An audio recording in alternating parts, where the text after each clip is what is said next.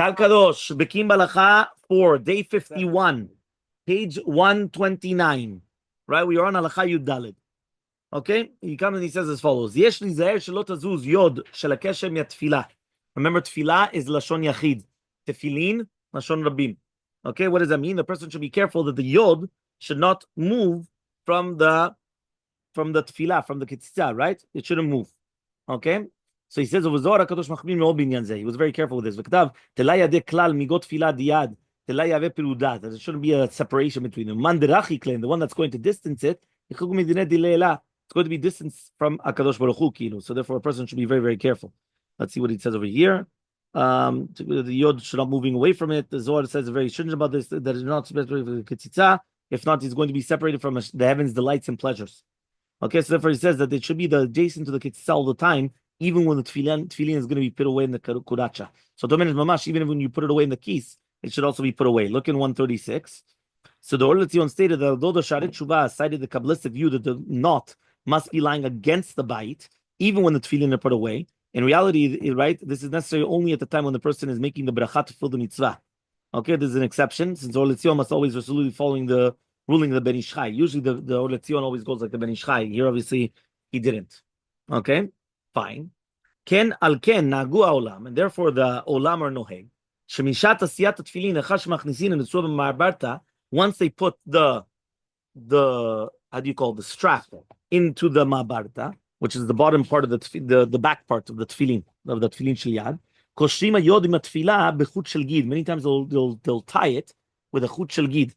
Right? What does that mean? Kedei shelo tazuz leolam. So, what does that mean? He comes and he says they use a gid. What is a gid? The gid comes and it ties it up. It's a sinus. So he says, even if it's going to be inside of the keys,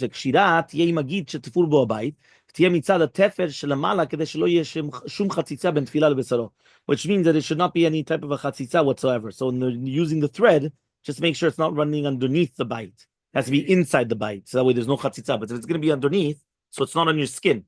So it has to be inside. Okay? Fine. Next, nowadays, especially since the innovation of the Bekiim, which is made of thick cow skin, an expert can form the knot and affix it to the bite in such a way that the knot will automatically lie adjacent to the kitzitza all the times, even without tying it down. Okay? Okay, fine. 137.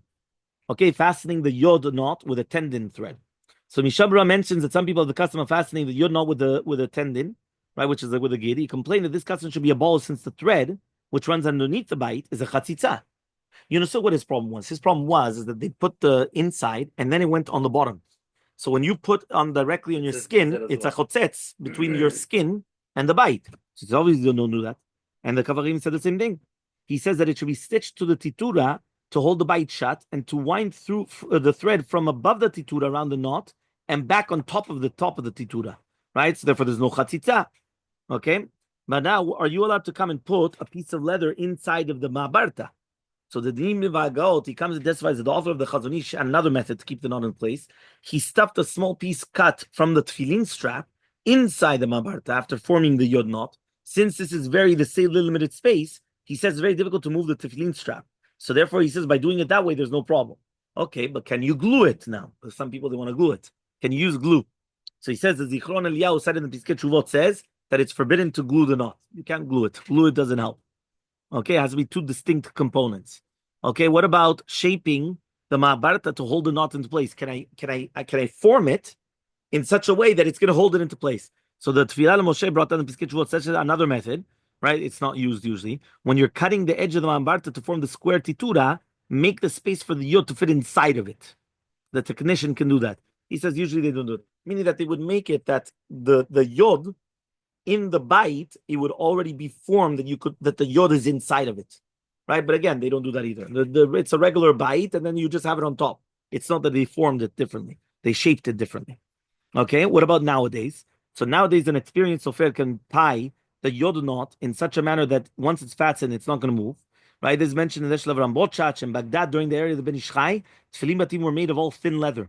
So even parchment folded up like original paper. The straps were also made of thinner animal skins. Therefore, the space of it was too wide for the knot to become stuck firmly. So it was very, very difficult. Right? That's why the poskim said you should tie it. But nowadays, you don't even need to tie it. right? Again, even though you could tie it if you wanted to. Okay, what about to shape the tutura to accommodate the knot? It is not sufficient for the knot to be touching the ma'abarta, meaning it can't just be touching. The knot should be positioned so it's pressed against the ketzitza, containing, meaning it's not only just the bottom part. Yesh kaile shanashim, if you're going to take the tefillin, I don't have a, we need to get the, we couldn't find the picture book, but okay, right? No, lo matzanu. But,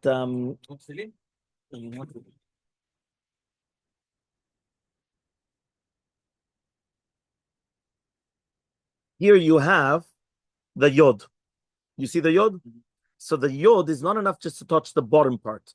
The yod has to touch the top part. The top part is where you have the parashiot of the tefillin.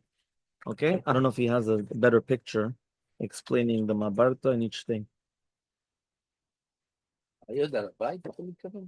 עוד פעם? היוד שעל הבית? היוד של הבית, כן. כן, זה נוגע לזה. הנה.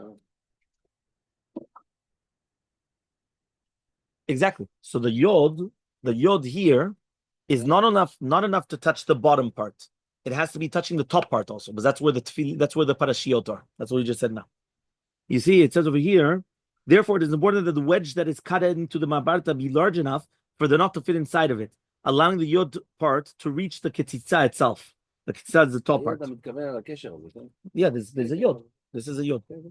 Okay, so the knot should be resting on the side of the ketzitza that lies on the chest where the tefillin are worn, and not on the back side. Again, this is the side that's facing you. You remember on the chest, and not the other way around. Okay. The heart. Yes.